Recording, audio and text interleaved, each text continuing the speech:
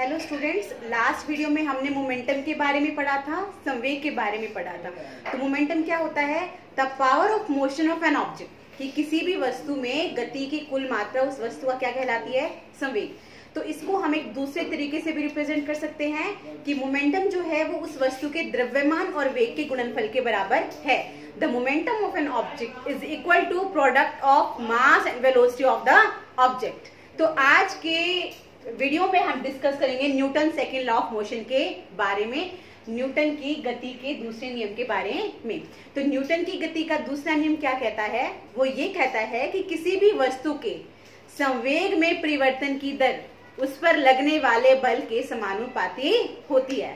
That means the rate of change of momentum of an object is directly proportional to the force applied on it। ठीक है, तो आज हम एक बार सबसे पहले इसका क्या देख लेते हैं, Newton second law of motion के मैथमेटिकल एक्सप्रेशन के बारे में। ठीक है, न्यूटन के गति के दूसरे नियम के मैथमेटिकल एक्सप्रेशन को आज हम एक बार देख लेते हैं। तो सबसे पहले देखो, एक ऑब्जेक्ट है ए, उसका मास है m। जब उसके ऊपर फोर्स अप्लाई किया गया तो शुरू में उसका वेग हो गया u। उसके बाद जब फोर्स अप्लाई होता है तो t टाइम के बाद उसी ऑब्जेक्ट का जो फाइनल वेलोसिटी है, जो अंतिम वेग है, वो कितना हो जाता है? v। ठीक है, तो हम इन्हीं टर्म्स को एक बार लिख लेते हैं ताकि हमें मैथमेटिकल एक्सप्रेशन डिराइव करने में थोड़ी आसानी रहे। तो यहाँ पर ऑब्जेक्ट का मास कितना है? m kilogram. इनिशियल वेलोसिटी प्रारंभिक वेग कितना है? u metre per second. उसके बाद हम यहाँ जब इसका प्रारंभिक वेग है, उसका मास भी है, तो कुछ ना कुछ संवेग भी होगा। तो जब प्रारंभिक वेग है तो उसका संवेग भी कौन सा हो जाएगा? प्रारंभिक संवेग, इनिशियल मोमेंटम। तो इनिशियल मोमेंटम जैसा कि आपको फॉर्मूला पता है, मास इंटू वेलोसिटी। तो मास इंटू यहाँ पर प्रारंभिक संवेग निकाल रहे हैं तो हम प्रारंभिक वेग को ही यूज करेंगे।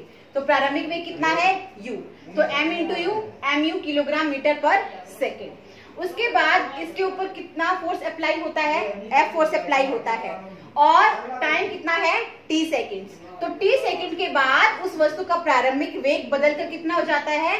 v, जो कि इसका क्या है? अंतिम वेग, फाइनल वेलोसिटी। अब जब अंतिम वेग v आ चुका है तो उस ऑब्जेक्ट का फाइनल मोमेंटम भी कुछ ना कुछ आ जाएगा, अंतिम संवेग, वही मास इंटू वेलोसिटी। जब अंतिम संवेग की बात कर रहे हैं तो वेग भी कौन सा लेंगे? अंतिम वेग, m into v, mv kilogram metre per second. तो हमारे पास बच्चे प्रारंभिक संवेग भी आ चुका है, अंतिम संवेग भी आ चुका है। That means we have initial momentum and final momentum. तो अब हम देखते हैं कि उस ऑब्जेक्ट के मोमेंटम में कितना चेंज आया। चेंज इन मोमेंटम, संवेग में परिवर्तन। तो सिंपल सी बात है, जैसे जब आपने देखा कि किसी वस्तु के वेग में परिवर्तन कितना हुआ तो आपने क्या किया था? अंतिम वेग माइनस प्रारंभिक वेग। तो यहाँ पर क्या हो जाएगा? अंतिम संवेग माइनस प्रारंभिक संवेग। तो अंतिम संवेग कितना था? mv माइनस प्रारंभिक संवेग कितना है? mu, mv minus mu। इतना क्या हुआ? संवेग में परिवर्तन हुआ। अब जैसा कि न्यूटन का सेकंड लॉ कहता है, संवेग में परिवर्तन की दर, the rate of change of momentum. तो हम यहाँ पर ये भी निकाल लेते हैं, rate of change in momentum मतलब संवेग में परिवर्तन की दर। तो बेटा जो दर शब्द होता है उसका मतलब होता है प्रति इकाई समय। तो यहाँ पर इसका मतलब ये भी है कि वस्तु के संवेग में परिवर्तन प्रति इकाई समय में कितना होता है। दैट मीन्स प्रति इकाई समय में संवेग में परिवर्तन, change in momentum in per unit time. तो जब पर यूनिट की बात आ जाती है वहां पर टाइम आपका किस में चला जाता है? डिवाइड में चला जाता है। तो उसके बाद देखो संवेग में परिवर्तन की दर, तो ऊपर क्या है? संवेग में परिवर्तन कितना हुआ है अपॉन में टाइम। तो संवेग में परिवर्तन कितना हुआ है? mv माइनस mu, जैसा कि आपने ऊपर देखा। ठीक है, दर है तो दर के लिए डिवाइड में क्या चला जाएगा? टाइम। अब दोनों में m है, m हमने क्या ले लिया? कॉमन। तो बच गया क्या? v माइनस u अपॉन में t। तो ये आपका आ गया संवेग में परिवर्तन की दर। अब देखो, according to Newton second law of motion, Newton की गति के दूसरे नियम के अनुसार, तो नियम क्या कहता है कि संवेग में परिवर्तन की दर उस पर लगने वाले असंतुलित बल के समानुपाती है। That means rate of change of momentum of an object is directly proportional to the applied force on it. तो यहाँ पर देखो, applied force it is directly proportional to the rate of change of momentum. तो rate of change in momentum आपका कितना आया है? m v minus u upon t. और ये किसके डायरेक्टली प्रोपोर्शनल है? f के। ठीक है, कि संवेग में परिवर्तन की दर जो है उस वस्तु पर लगने वाले बल के क्या है? समानुपाती है। तो वही स्टेटमेंट हमने यहाँ पे लिख दी। ये जो स्टेटमेंट है ये आपके न्यूटन के सेकंड लॉ को शो करती है। उसके बाद देखो, आपने जब लास्ट चैप्टर हमने पढ़ा मोशन वाला, वहां पर हमने पढ़ा था कि किसी वस्तु के वेग में परिवर्तन की दर, ठीक है, ये आपका किसके बराबर होता है? एक्सेलरेशन के बराबर। एक किसके बराबर था? v minus u upon T. तो यहाँ पर जो v minus u upon T है, इसकी जगह हम क्या लिख सकते हैं? a। तो f आपका क्या आ जाएगा? It is directly proportional to ma, ठीक है। तो f किसके डायरेक्टली प्रोपोर्शनल है? ma के। अब देखो बेटा, हमें डायरेक्टली प्रोपोर्शनल को हटाने की जरूरत है। क्यों जरूरत है? क्योंकि जब तक ये साइन रहेगा, यहाँ पर हमें न्यूमेरिकल्स को सॉल्व करने में भी प्रॉब्लम रहेगी। तो डायरेक्टली प्रोपोर्शनल को हटाने के लिए इसका यहाँ पर हम क्या यूज कर लेते हैं? कांस्टेंट ऑफ प्रोपोर्शनलिटी, मतलब समानुपातिक स्थिरांक, जिसको किससे रिप्रेजेंट किया है? k से। तो ये जब हटेगा तो इसकी जगह आ जाएगा कांस्टेंट ऑफ प्रोपोर्शनलिटी, और यहाँ पे किसका साइन आ जाएगा? इक्वल का। अब जो k है इसकी वैल्यू क्या होती है? 1। उस वैल्यू को यहाँ पर पुट करो, f is equal to 1 into ma। तो आपका f क्या आ जाएगा? ma। तो आपका जो बल है वो किसके बराबर हो गया? किसी भी वस्तु के द्रव्यमान और उसमें उत्पन्न होने वाले त्वरण के गुणनफल के बराबर है। That means the force on any object is equal to product of mass and acceleration produced by that object। अब हम बात करते हैं फोर्स की SI यूनिट क्या होती है। तो फोर्स का फॉर्मूला आपने अभी पढ़ा, ma होता है। तो मास की जो SI यूनिट होती है वो होती है किलोग्राम, इनटू जो एक्सेलरेशन है, जो त्वरण होता है, उसकी SI यूनिट होती है मीटर पर सेकेंड स्क्वायर। तो यहाँ पर आपकी जो यूनिट बनेगी फोर्स की वो क्या बनेगी? Kilogram metre per second square. उसके बाद देखो, जो बल है उसकी जो डिस्कवरी की थी वो एक वैज्ञानिक ने की थी जिसका नाम है न्यूटन, इसाक न्यूटन, ठीक है। तो सर इसाक न्यूटन के नाम पर ही बल की एक SI मात्रक बना दी गई, मतलब उन साइंटिस्ट के नाम पर फोर्स को एक SI यूनिट दे दी गई, और उस SI यूनिट का नाम क्या है? न्यूटन। कि फोर्स की जो SI यूनिट होती है वो क्या होती है? न्यूटन। और इस फॉर्मूले के अकॉर्डिंग जो हमारी यूनिट आई वो क्या है? Kilogram metre per second square. तो ये दोनों क्या है? एक दूसरे के बराबर है, ठीक है। 1 kilogram metre per second square किसके बराबर है? 1 न्यूटन के बराबर है, ठीक है। अब हम चलते हैं न्यूटन के सेकेंड लॉ के हमारे डेली लाइफ में क्या यूजेस होते हैं।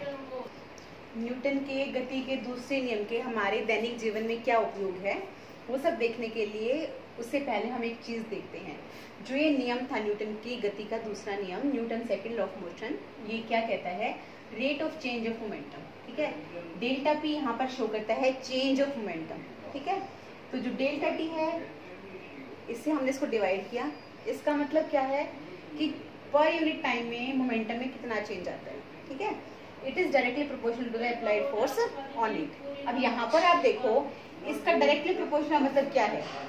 F अगर किसी वस्तु के मोमेंटम में, अगर मोमेंटम चेंज में अगर टाइम ज्यादा लगता है, ठीक है, किसी वस्तु के मोमेंटम को चेंज होने में अगर ज्यादा टाइम लगेगा तो वहां पर कितना फोर्स अप्लाई होगा? कम फोर्स अप्लाई होगा, ठीक है।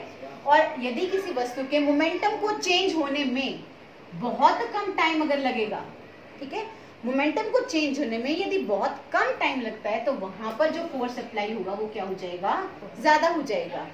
ये स्टेटमेंट आपकी ये बता रही है, ठीक है। अब हम चलते हैं एप्लीकेशंस की तरफ।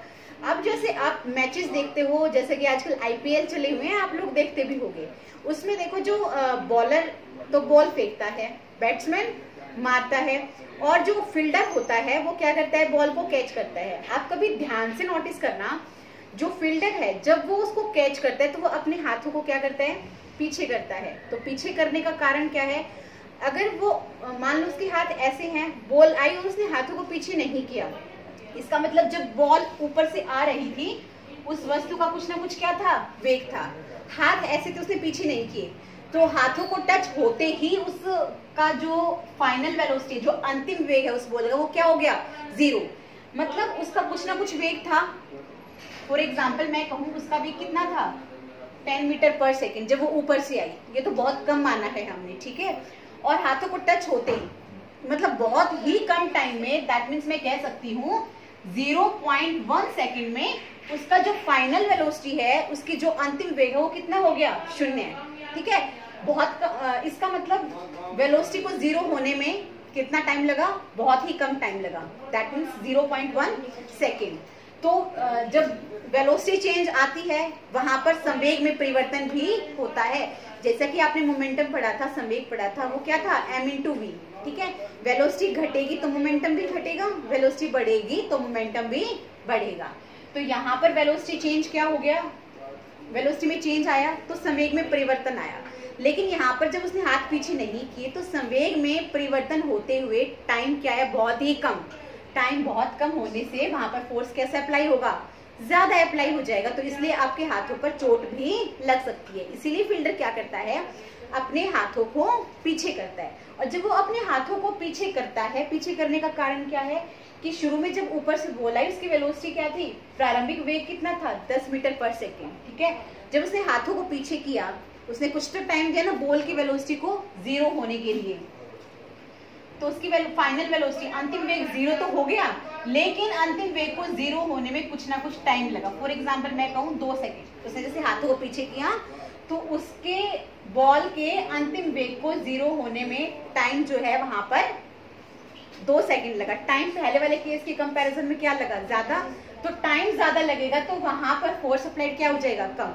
इसीलिए वहां पर उसके हाथों पर क्या है? फोर्स कम लगेगा, जिसकी वजह से उसके हाथों को चोट नहीं लगेगी। ठीक है, सेकेंड चीज देखो, अब एक कोई भी पर्सन है, ठीक है, वो बहुत ही ऊंचाई से एक फर्श पर गिरता है, तो क्या होगा? जो ऊपर से गिरेगा उसका प्रारंभिक वेग, इनिशियल वेलोसिटी कुछ ना कुछ तो है। जैसे वो फ्लोर पर गिरेगा, गिरते ही उसका अंतिम वेग क्या हो जाएगा? 0। ठीक है, तो ऊपर से जब वो आ रहा है तो कुछ ना कुछ संवेग है। ग्राउंड को, फ्लोर को टच करते ही उसका संवेग क्या हो जाएगा? बहुत ही कम टाइम में कम हो जाएगा। मतलब संवेग में परिवर्तन होता है बहुत ही कम टाइम में।